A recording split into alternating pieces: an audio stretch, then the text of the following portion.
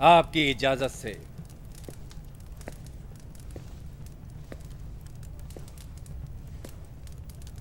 جناب سجانوس اور آپ تمام حضرات کی تشریف آوری کے لیے شکر گزار ہوں۔ میری رائے ہے کہ آپ سبھی حضرات پروکراتور پلاتس کے پیغام پر توجہ فرمائیں۔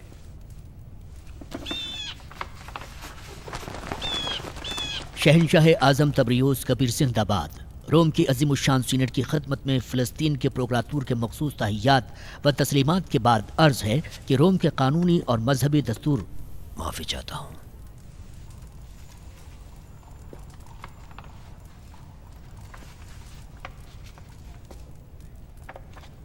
شہنشاہ اعظم تبریوس کبیر زندہ باد۔ روم کی عظیم الشان سینٹ کی خدمت میں فلسطین کے پروکراتور کے مخصوص تحیات اور تسلیمات کے بعد عرض ہے کہ سلطنت روم کے باشندوں اور آزاد شہریوں کے قانونی اور مذہبی دستور العمل کو مد نظر رکھتے ہوئے سینٹ کے عہدیداروں سے گزارش ہے کہ مندرجہ ذیل وضاحتوں کے ساتھ 2 شقوں پر مشتمل ایک خاص قانون مقرر فرمائے۔ قانونی دفعہ یہودیہ جلیل اور سامریہ سمیت فلسطین کی تمام ریاستوں کے اندر مذہبی معاملات میں فساد پھیلانے والوں کے لیے سخت سزائیں۔ پہلی شق، اس علاقے کے پہلے اور دوسرے درجے کے شہریوں میں جو بھی جلیل کے رہنے والے عیسیٰ ناصری کی خدائی کا قائل ہوگا یا ان کو خدا کا بیٹا مانے گا یا اس عقیدے کی ترویج کرے گا، وہ قانون کی نظر میں روم کے امن و امان میں رخنہ ڈالنے کے جرم میں کڑی سزا کا مستحق ہوگا۔ دوسری شق یہ کہ کسی قسم کا جمگھٹا لگانے یا شہر کے دیگر مقامی باشندوں کو عیسیٰ ناصری کے بارے میں اکسانا منع ہے۔ ایسا کرنے والوں کے خلاف قانونی کارروائی کی جائے گی۔ سلطنت روم ہمیشہ سلامت اور آباد رہے۔ فقط فلسطین کے اعلیٰ پروکراتور جنرل پلاتس۔ جناب سینیٹر صاحب، کیا آپ کچھ سمجھے؟ میری تو کچھ سمجھ میں نہیں آیا۔ میری بھی کچھ سمجھ میں نہیں آیا۔ حضرات، محترم حاضرین، ہم لوگ یہاں تماشا دیکھنے نہیں آئے ہیں، برائے مہربانی نشست کے آداب کا لحاظ رکھیے۔ جناب کمودس، جوپیٹر کی عظمت کی قسم، میں نے آج تک ایسا انوکھا لطیفہ نہیں سنا۔ جناب کمودس، آپ کا اس بارے میں کیا خیال ہے؟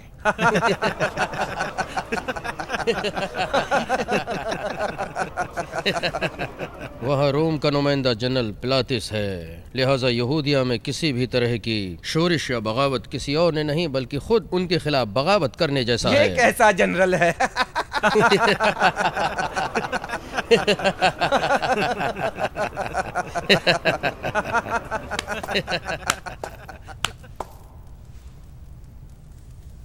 واہ واہ واہ! اگر آج میں روم کے سرپھرے بندروں کا تماشا دیکھنے گیا ہوتا تو وہاں پر اتنا مزہ نہیں آتا جتنا مزہ یہاں آ رہا ہے۔ بے شک اس طرح کی نشست ہماری عظیم الشان سلطنت کے لیے باعث فخر ہے۔ عالی مقام، باقی حصے کو میں پڑھتا ہوں۔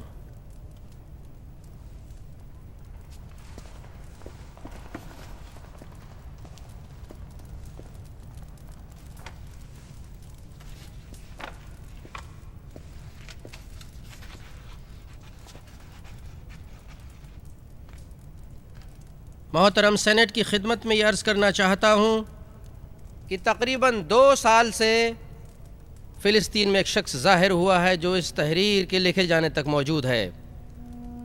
وہ ایسا شخص ہے جس میں بشر سے زیادہ طاقت اور اختیار پایا جاتا ہے۔ عبرانی لوگ اسے اپنے اندیکھے خدا کی جانب سے آیا ہوا عظیم پیغمبر تسلیم کرتے ہیں اور اس کے شاگرد اسے روح اللہ کے نام سے پکارتے ہیں۔ اس کا نام عیسیٰ ہے اور وہ مسیحا کے نام سے مشہور ہے۔ وہ مردوں کو زندہ کرتا ہے اور ہر طرح کے مریض کو اچھا کر دیتا ہے اور وہ اعلیٰ کردار کا مالک ہے. اس کے چہرے سے محبت و مہربانی برستی ہے. اس کی کشش کا یہ عالم ہے کہ جو کوئی بھی اسے دیکھتا ہے اسی کا ہو کر رہ جاتا ہے. اس کی محبت دلوں میں گھر کر گئی ہے. اس کے بال سنہرے سیدھے اور ملائم ہیں. اس کی پیشانی نرم اور متوازن ہے. اس کے ناک نقشے میں کسی طرح کے عیب کا تصور نہیں کیا جا سکتا. اس کے رخسار سرخی مائل ہیں جن پر سنہرے رنگ کی خوبصورت اور بھری ہوئی داڑھی ہے. اس کی آنکھیں نیلی اور چمکدار ہیں. وہ جب بھی کسی کو ڈانٹتا ہے تو بڑا روب اور دبدبے والا نظر آتا ہے، لیکن جب کسی کو نصیحت کرتا ہے یا تعلیم دیتا ہے تو بڑا نرم مزاج اور شیریں سخن سا لگتا ہے.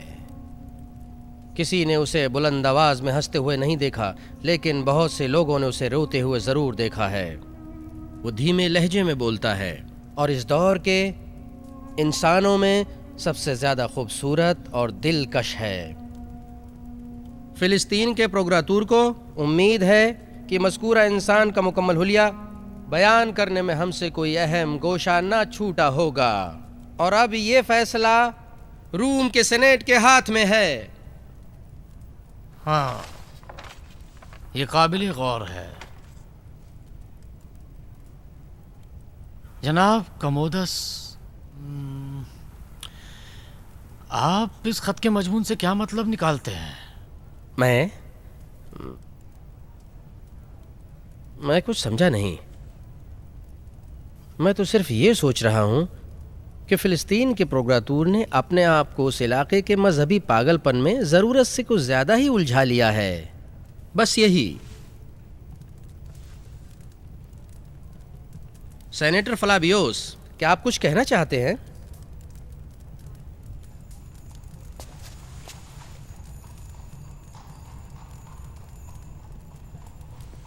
صدر محترم، عالی مقام سجانوس صاحب، سینٹ کے قیام سے آج تک کے عرصے میں ہمیں اس قسم کی درخواست کبھی موصول نہیں ہوئی. البتہ مجھے اس واقعے کی مذہبی حیثیت پر کوئی اعتراض نہیں، لیکن میری نظر میں اس قانون اور اس کی ملحق دونوں شقوں کی نہ سماج میں کوئی حیثیت ہے اور نہ قانون میں کوئی گنجائش. صحیح ہے، میں بھی تائید کرتا ہوں. میں بھی تائید کرتا ہوں. سینیٹر صاحب، آپ کا بیان بجا ہے. ٹھیک ہے کہ اس طرح کا موضوع تاریخ میں کبھی پیش نہیں ہوا ہے، اور اس میں یہ خصوصیت ہے کہ اس کا مضمون اس سلطنت کے موجودہ اور رائج قوانین سے ٹکراتا ہوا لگتا ہے. لیکن میں کافی حد تک روم اور اس سے ملک ریاستوں کے باشندوں کے حقوق سے متعلق مذہبی قوانین سے آشنا ہوں، جس کے اعتبار سے اس میں کوئی اختلاف نظر ہی نہیں آتا. اس تحریر سے پروگراتور کا مقصد کافی حد تک واضح بھی ہے. ضرور کسی متعصب مذہبی جماعت نے کسی گوشہ نشین کاہن یا زاہد کی پیروی میں کوئی فتنہ یا بلوہ کھڑا کرنا چاہا ہوگا، اور یہ شخص عیسیٰ ناصری اس بات پر راضی نہیں کہ کوئی اسے خدا یا خدا کا بیٹا کہے. اس اعتبار سے یہ شبہ بیجا نہیں ہے نا؟ لیکن سینٹ یہ جاننا چاہے گی کہ پروگراتور کو اپنی ریاست کے لوگوں کے مذہبی معاملات میں دخل دینے کی ضرورت کس قانون کے تحت پیش آئی؟ پروگراتور نے اپنی معینہ ذمہ داری کا لحاظ رکھتے ہوئے ہی اس سلسلے میں عمل کیا ہے. اس نے سینٹ کے سامنے اس قانون کی تجویز پیش کر کے اپنی سرزمین پر مذہبی جنون کے نتیجے میں رونما ہونے والے فتنہ و فساد کی روک تھام کا مطالبہ کیا ہے. فلسطین تو اس وقت روم کے زیر نظر رہنے والی ریاستوں میں سب سے زیادہ غیر محفوظ جگہ ہے. عالی مقام سجانوس صاحب، روم کی پریشانی کی وجہ یہی ہے، پروگراتور کی طرف سے اٹھایا گیا کوئی بھی نامعقول قدم فلسطین پر روم کی لڑکھڑاتی ہوئی حکومت کی ناقابل تلافی حکومت کو شکار بنا سکتا ہے۔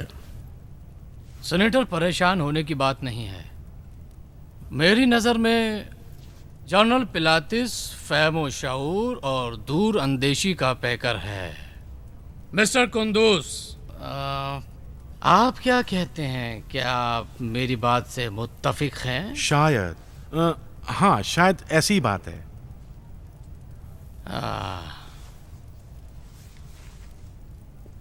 تو سینٹ کو ہمارے قابل پروگراتور کی درخواست قبول کرنے میں کون سی مشکل آ رہی ہے؟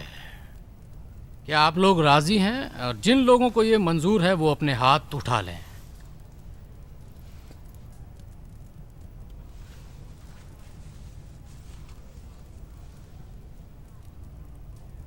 منظور ہو گیا۔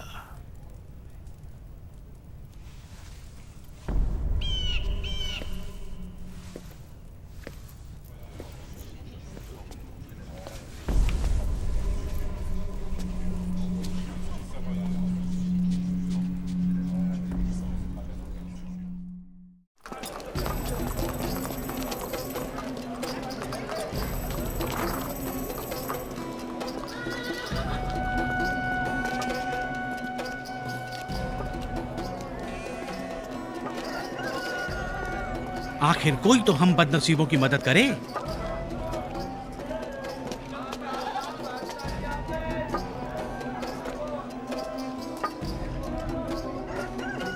ارے بھائی، رحم کرو ہم پر۔ ارے خدا بھی مفت خور بھکاریوں پر رحم نہیں کرتا۔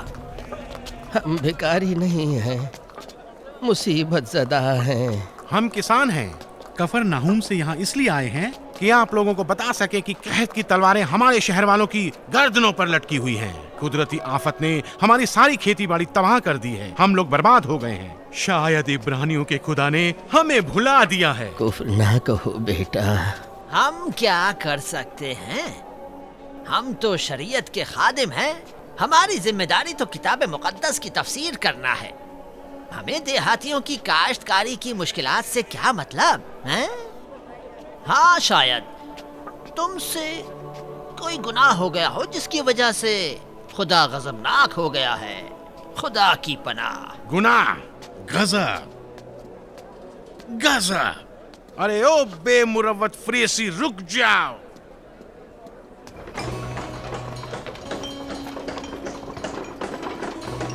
میں وہاں جاتا ہوں۔ ہاں جاؤ، اور رسیاں بھی لے آؤ۔ تم بھی جاؤ لکڑیوں کے لیے۔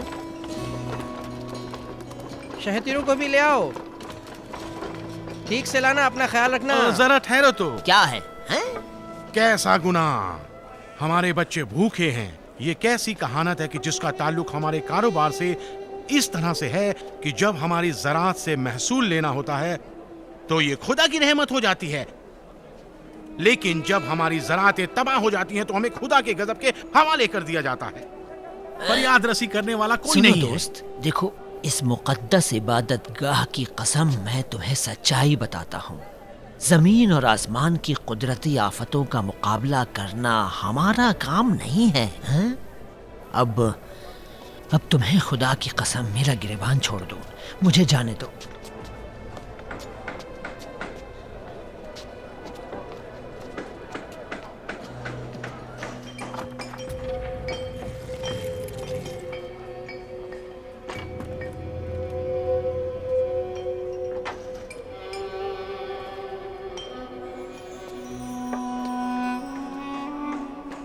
ہمیں شروع سے ہی کہانت کے گیدڑوں سے امید نہیں رکھنی چاہیے تھی۔ دیکھا، میں نے تو پہلے ہی کہا تھا کہ ہم اپنا وقت برباد کر رہے ہیں۔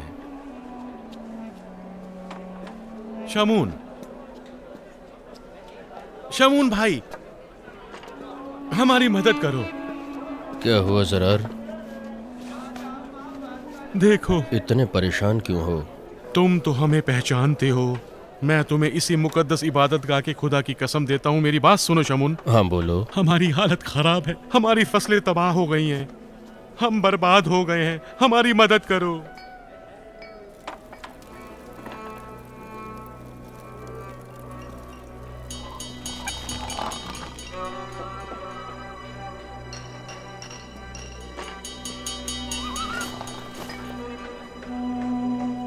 زرار، میں بھی تمہاری طرح انسان ہوں، میں بھی کچھ نہیں کر سکتا۔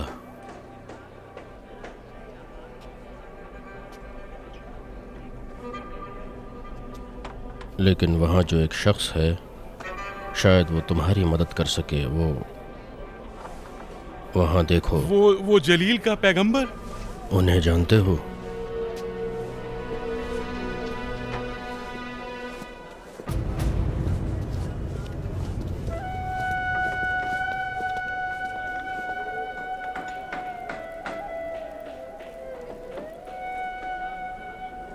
اے حضور، قدرتی آفت نے ہمیں برباد کر دیا ہے، ہمارے اہل و عیال کے پاس کھانے کو کچھ بھی نہیں ہے، ہمارے چوپایوں کے کھانے کو گھاس بھی نہیں ہے، ہم تباہ ہو رہے ہیں۔ میں ایک چیز جاننا چاہتا ہوں۔ کیا چیز استاد؟ کیا یہ وہی شخص ہے جس کا چرچا ہے؟ کاہنوں نے اسے پریشان کر رکھا ہے۔ کہانت۔ خداوند عالم بلا کسی وجہ کسی انسان سے منہ نہیں موڑتا ہے۔ خدا کی ناراضگی کا سبب انسان کے گناہ ہے، اور گناہ جہالت کے نتیجے میں ہوتے ہیں۔ تمہارے اس انجام کی وجہ تمہارے وہی گناہ ہیں کہ جن کا تم نے ارتکاب کیا ہے۔ لیکن کون سے گناہ ہیں؟ یہی کہ شیطان کے بہکاوے میں آ گئے اور کہہ دیا کہ میں انسان سے اوپر ہوں۔ ان بچوں کا کیا گناہ ہے؟ فصل کاٹنے میں کتنا وقت باقی ہے؟ حضور 20 دن۔ ہاں 20 دن۔ 20 دنوں تک روزہ رکھو، شاید خداوند عالم تمہارے بچوں پر رحم کرے۔ اے لوگو، سنا استاد نے کیا کہا؟ واپس چلے جاؤ اور سب کو بتاؤ کہ جلیل کے پیغمبر عیسیٰ نے کہا ہے کہ سب لوگ 20 دن تک روزہ رکھیں۔ اب تم لوگ کفرناہون لوٹ جاؤ۔ خدا تیری پناہ۔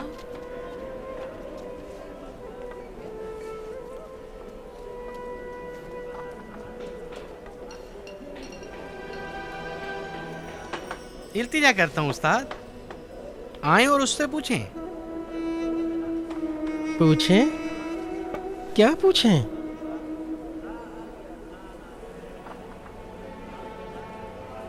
شاید فرزند مریم ہمیں بتا سکیں کہ خدا کا وہ کون سا مقرب بندہ ہے جس کے ذریعے یہ عبادت گاہ مکمل ہوگی اور کب۔ فرزند مریم؟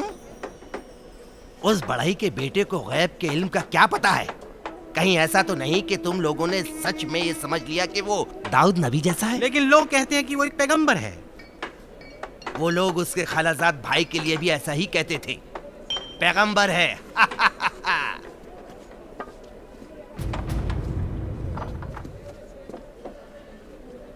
اگر میں نے صحیح سنا ہو تو تمہاری باتوں سے اس مقدس عبادت گاہ کی تباہی سمجھ میں آتی ہے۔ اے جلیل کے پیغمبر کے فرزند، ہمیں بتائیں کہ بنی اسرائیل سے کون سی خطا ہوئی ہے جس کی وجہ سے خداوند عالم سلیمان کے مقدس ہیکل کو برباد کرنا چاہتا ہے۔ صحیح کہا۔ اب اس عمارت میں کوئی ایسا پتھر نہ لگے گا جو اپنی جگہ باقی رہ جائے، بلکہ وہ ضرور گرے گا۔ لیکن گزشتہ انبیاء نے ہمیں بشارت دی تھی کہ اس عبادت گاہ کی زمین آخری زمانے میں آنے والے مسیحا کے مبارک قدموں سے متورک ہوگی۔ میں نے صحیح کہا نا؟ ہاں، لیکن اس سے پہلے موسیٰ کی مقدس شریعت کے مخالف اس عظیم عمارت کو تباہ کر دیں گے۔ مجھ سے پہلے بھی توریت نے اس عبادت گاہ پر رونما ہونے والے حادثات کی خبر دی ہے۔ اور اس کے بعد پھر کیا ہوگا؟ اس کے بعد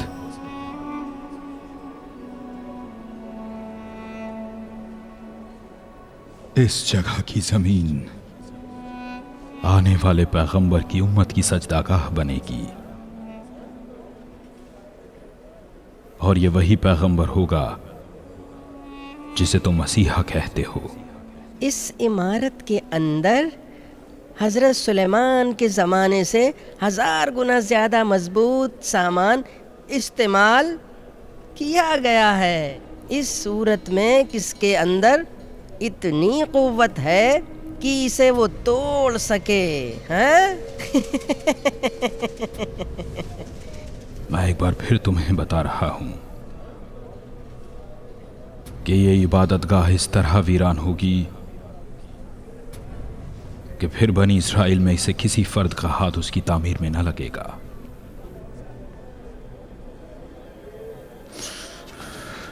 آؤ اور دیکھو۔ یا خدا،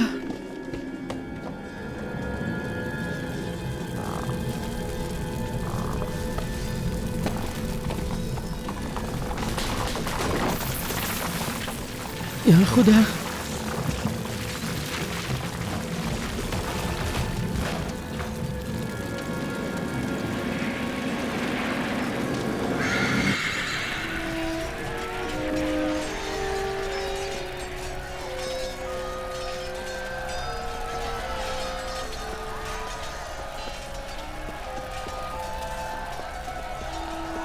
حق کے سائے میں سر کو جھکاؤ، حق سے آگے قدم نہ بڑھاؤ۔ اگر بھلا دو گے صراط کریم، گھیلے گا تمہیں پھر عذاب عظیم۔ یہ خود محوری خود پرستی ہے کیوں؟ بتاؤ یہ بچھڑا پرستی ہے کیوں؟ یہ کوہ گرا پھر دہل جائے گا، عبادت کدا بھی تو جل جائے گا۔ ظلم تم کو کھلا کے تباہی کے کھیل، گناہ تم کو دیں گے کنویں میں دھکیل۔ باغ جو تھے تمہارے ہوئے بے ثمر، قوم بھی اب تمہاری ہوئی در بدر۔ پاؤں سے سر تلک غرق کے نقصان ہو، سوچو انسان ہو یا کہ حیوان ہو۔ سبق ہے تمہارا صدا سے الگ، یہ دین ہے تمہارا خدا سے الگ۔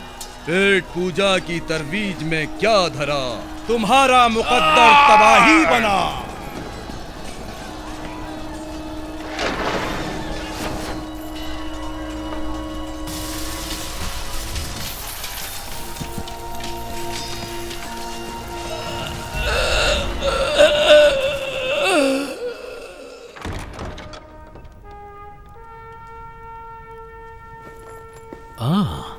ایسی کون سی خاص بات ہے جو ہمارا وفادار سپاہی صبح سویرے ہی حاضر ہوا ہے؟ سرکار، جنرل ویتریوس کے نمائندے پروکنسول یعنی پروکنسول فیلکس تشریف لائے ہیں۔ وہ آپ سے ابھی ملاقات کرنا چاہتے ہیں۔ فیلکس؟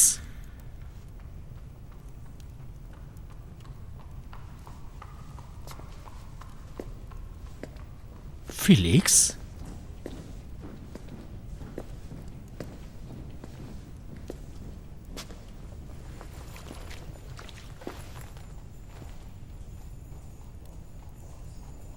ویتریوس کے نمائندے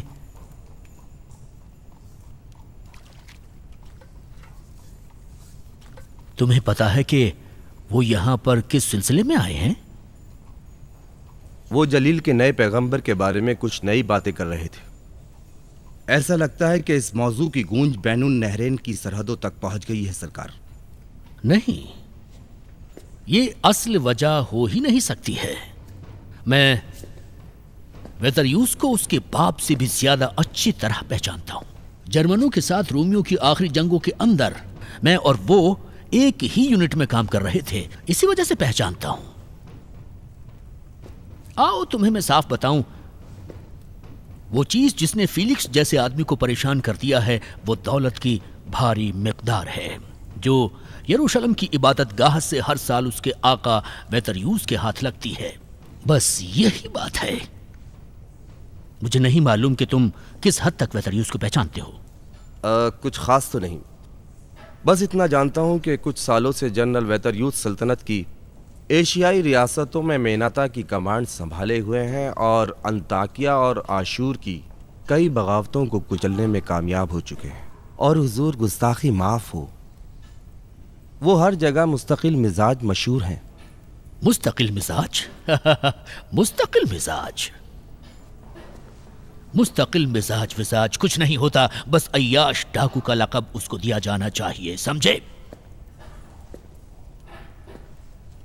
आदरियानों से दौलत जमा करने की फिक्र भी लगी रहती है और अपनी जाहिरी हैसियत को बचाने का डर भी। वो हमेशा किसी बहाने की तलाश में रहता है। इस वक्त ईसा नासरी से बेहतर बहाना क्या हो सकता है?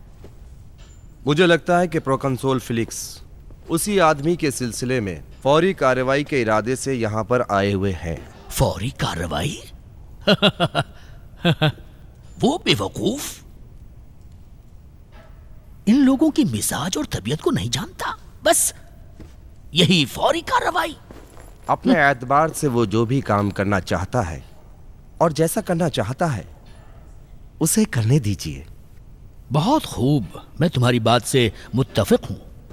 उसे ईसा से मुकाबले पर जाने दो, शायद उसकी अक्ल ठिकाने आ जाए। अच्छा, अब उसे आने को कहो। मिनाता की 12वीं यूनिट के जनरल वेतरयूथ के नुमाइंदे प्रोकंसोल फिलिक्स। अजीजुल कद्र जनाब प्रोकंसोल फिलिक्स, हम आपका खैर मकदम करते हैं। इस मनहूस सरजमीन की बिगड़ती हालत में जनाब वेतरयूथ के नुमाइंदे की मेज़बानी हमारे लिए रूम के अंदर गर्मियों की छुट्टियां गुजारने से कम मज़ेदार नहीं है। जनाब जनरल, मैं यहाँ छुट्टियां गुजारने नहीं आया हूँ, लेकिन इसके बावजूद आपके इस पुरतपाक इस्तकबाल का शुक्रिया। दरअसल हकीकत यह है कि हमें परेशान करने वाली कुछ खबरों की ही वजह से जनरल वेतरयूथ ने हमें यहाँ पर भेजा है। परेशान करने वाली खबरें? जनाब प्रोकंसोल साहब, मुझे तो नहीं लगता कि दमिश्क से लेकर यहाँ तक कोई पुरअमन सरजमीन होगी। ये तो ऐसे ही पुरसुकून है जैसे कि कब्रिस्तान। नहीं, हमारी खबरों के मुताबिक ऐसा नहीं है। यहाँ की तमाम चीजें किसी बगावत की खबर दे रही हैं हमें। यहाँ रोम के खिलाफ यहूदियों की मुस्लिहाना बगावत बहुत जल्द होगी। बगावत रोम के खिलाफ, और वो भी यहां? नहीं जनाब प्रोकंसोल, नहीं, आपको गलत फहमी हुई है। मैं प्रोक्रातूर के मनसब पर कैसर तैबरियूस के नुमाइंदे की हैसियत से आपको ये यकीन दिलाता हूं कि यहां कुछ सिरफिरों के अलावा बाकी सब के अंदर सल्तनत की इताअत का पूरा जज्बा मिलेगा, पूरा जज्बा। नहीं नहीं, ऐसा सिर्फ देखने में लगता है। हर जगह मशहूर है कि ईसा नासरी खुद को इसराइल का बादशाह बताता है।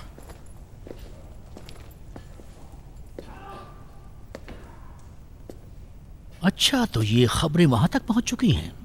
ताज्जुब है, दीवानगी है। हमें तो ऐसा लगता था कि पूरी सल्तनत में सिर्फ यहूदिया के लोग ही बिना सरपैर के किस्सों पर भरोसा करते हैं। अब मालूम हुआ कि दुनिया में खुराफाती लोग भी कम नहीं हैं। जब तक उन लोगों की वाहियात बातें अंधों और बहरों को शिफा देने तक थीं और यहाँ तक कि मुर्दों को जिंदा करने के बारे में थीं, उस वक्त तक हमें उनसे कोई मतलब रखने की जरूरत नहीं थी। लेकिन अगर तख्तो ताज के लालच में लोगों को हमारे खिलाफ भड़काया जाए, फितना व फसाद कराया जाए, तो फिर उस वक्त सूरत हाल बदल जाती है। इस सिलसिले में दीगर जनरलों को किस हद तक मालूम है? वो अच्छा खासा जानते हैं, और इसी वजह से मुझे यहाँ पर भेजा गया है ताकि मैं ये देख सकूं कि आपने इस बारे में क्या किया है। यहाँ की हर चीज से साजिश और बगावत की बू आ रही है। देखिए, यहूदिया की सरजमीन पर ईसा नासरी से मुतालिक किसी भी तरह की भीड़ जमा करने या दंगा करने वालों को सल्तनत की फौज की शदीद कार्रवाई का सामना करना पड़ेगा। रूम की सेनेट का यही हुक्म है। अच्छा, ऐसी बात है। जरा ये बताएंगे कि इस वक्त आपके पास फौज की कितनी तादाद है? आदरियान। जनाब, कुल मिलाकर 800 सिपाहियों की एक बटालियन है, लेकिन उनकी जिम्मेदारी तो सिर्फ यरूशलेम की हिफाजत करना ही है जनाब। महज एक बटालियन? क्या ये काफी है? जरा ये बताएं कि उनकी फौजी महारत कितनी है? जंगों में महारत रखते हैं या नई भर्ती वाले हैं? बाहर के हैं या रूम के रहने वाले हैं? पूरे यहूदिया में हमारे फौजियों की तादाद कुल 3000 है। ये पुराने फौजी हैं और ज्यादातर सामरिया के रहने वाले हैं। सामरिया? भरोसे के लायक हैं? जनाब प्रोकंसोल, आप ये जरूर जानते होंगे कि यहूदी कौम के बरखिलाफ सामरी लोग काफी शौक से हमारी फौज में आना पसंद करते हैं और उसकी वजह उनका आपसी पुराना मजहबी तासुब है। सामरी फौजी फितना परवर यहूदियों के मुकाबले में उनकी औरतों और बच्चों का खून बहाने से भी गुरेज नहीं करते हैं। इस बात पर मुझे पूरा यकीन है। वैसे इन इब्रानियों को मैं कभी मुंह नहीं लगाता हूं। अपने नस्ली तासुब को भूलकर आपकी जिम्मेदारी ये है कि इस फितने को जितनी जल्दी हो सके यहीं पर खत्म करा दें। आपके लिए यही अच्छा होगा। अच्छा, इस वक्त वो कहाँ है? यरूशलेम में। इबादत गाह में? हाँ, वो वहीं मिल सकता है, लेकिन अगर आपकी ख्वाहिश हो तो आपकी और उनकी मुलाकात का इंतजाम भी किया जा सकता है। जरूरत नहीं है, मैं खुद वहां जाऊंगा। एक सवाल और है आपसे। अगरचे ये सवाल आपको अजीब जरूर लग सकता है, लेकिन मैं ये जानना चाहूंगा कि आपकी नजर में उससे गलियों में फिरने वाले वाइस की फिक्र क्या रोम के बाशिंदों को अपनी तरफ खींचने की सलाहियत रखती है? हो सकता है कि उसकी शोहरत का चर्चा फिलिस्तीन की सरहदों से आगे बढ़ चुका हो और बढ़ भी चुका है। वैसे तो जरतोश्त और माली मजहब के मानने वालों के अकायद सल्तनत के उमूर में खलल डाल चुके हैं, लेकिन फिर मेरी नज़र में ये मामला थोड़ा सा अलग नौयत का है, इसलिए कि दुश्मन उसको जादूगर कहते हैं। जादूगर। आप क्या कहते हैं? जनाब प्रोकंसोल साहब, मैं एतराफ़ करता हूं कि अभी तक मैं किसी से भी इतना नहीं घबराया जितना मैं उस शख्स से घबरा रहा हूं। क्या यह बेहतर नहीं कि उसे मारकर इस किस्से को खत्म कर दें? सख्दरीन की कमेटी ने हमसे पहले इस काम को अंजाम देना चाहा था और उसको रास्ते से हटाने का मंसूबा भी बना लिया था और इस काम में मदद का मुतालबा भी किया था, लेकिन हिम्मत नहीं हो सकी। किस चीज से डरते हैं? जाहिर है लोगों से डरते हैं। ये बात है। मैं उसे गिरफ्तार करूंगा। किस जुर्म में? फिर भी आप जब इशारा फरमाएंगे एंटोनियो के किले की पूरी फौज आपके हमरा हो जाएगी। उसकी जरूरत नहीं है, मैं खुद अपने सिपाहियों के साथ वहां जाऊंगा। एक बात और,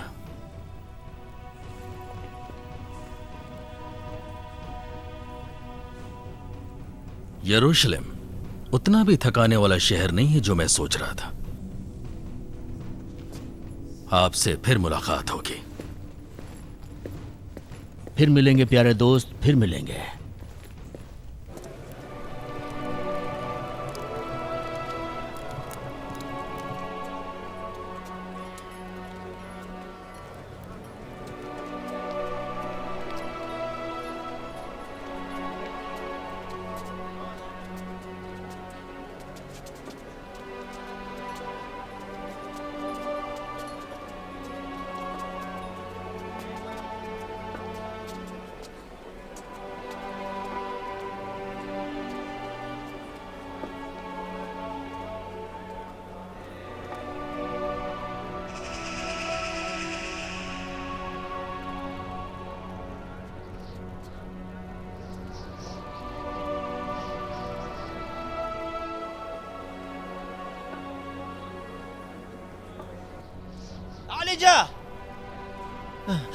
आलिजा, क्या बात है अखाजिया साहब? लगता है किसी चीज से परेशान हो। ईसा और उसके मानने वाले इबादत गाह में घुस आए हैं। हमें क्या करना चाहिए आली जनाब? क्या करना चाहिए? क्या करें? परेशानी? सख्दरीन के حضرات کو پریشان ہونے کی کوئی ضرورت نہیں ہے، میں نے ان کے بارے میں سوچ لیا ہے۔ ارے بھلا آخر ہم کیوں نہ پریشان ہوں؟ تم ان لوگوں کے سامنے عبادت گاہ کے صحن میں ضرور گھٹنے ٹیکنا چاہتے ہو، ہے؟ گزارش کرتا ہوں، التماس کرتا ہوں، آپ ماحول کی نزاکت پر دھیان دیں۔ آپ ہارون کے جانشین ہیں، آپ سلیمان کی عبادت گاہ کے سلطان ہیں۔ اس عظیم شریعت اور مقدس کہانت کو اس آوارہ پھرنے والے بڑی زادے کے ہاتھوں مزید رسوا ہونے سے بچا لیں۔ اس کی ہمت یہاں تک بڑھ گئی ہے کہ روم کے مشرکین بھی اب ہم پر ہنسنے لگے ہیں۔ اے کاش کہ میں مر جاتا اور یہ دن نہ دیکھ پاتا۔ سخدرین کی شورا کی عظمت اور کہانت کا ستیہ ناس ہو گیا ہے، اور اب روم والے بھی۔ روم؟ پورے روم میں کیا صرف ایک سرفرا پلاتس ہی رہتا ہے؟ روم ہمارا ایک بڑا طاقتور حمایتی ہے، اس شرط پر کہ ہم اس سے قاعدے سے بات کریں اور اس کی حمایت حاصل کرنے کے طریقے سے واقف ہوں۔ لیکن عالی جناب قیافہ، روم کا نمائندہ یہاں صرف پلاتیس ہی تو ہے۔ اے فوجیوں کے پروردگار۔ فوجیوں کے؟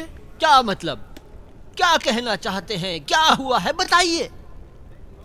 میں نے سلطنت روم کے ایک با اختیار و ذمہ دار فرد سے مدد کی درخواست کی ہے۔ جناب روبین، جناب روبین۔ جی حضور۔ ان لوگوں کو تفصیل سے بتائیں۔ آپ